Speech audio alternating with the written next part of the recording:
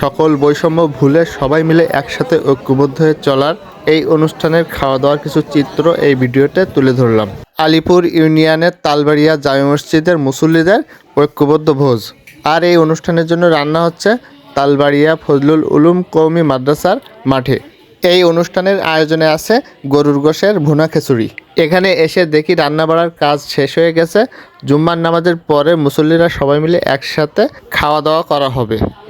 নামাজের সময় হয়ে গেছে, নামাজের প্রস্তুতি চলছে।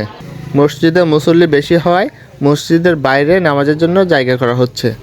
নামাজ শেষে সবাই মিলে একসাথে মাদ্রাসা ময়দানের দিকে যাচ্ছে। তো বন্ধুরা, দেখতে থাকুন।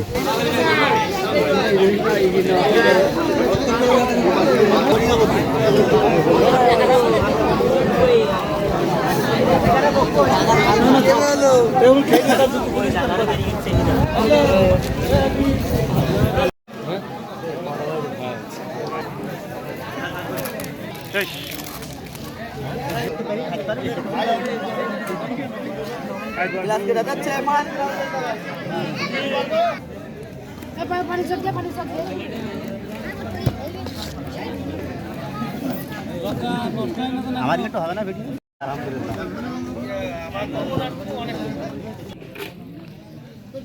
হ্যাঁ বাড়ি দি বুদ্ধি আছে রে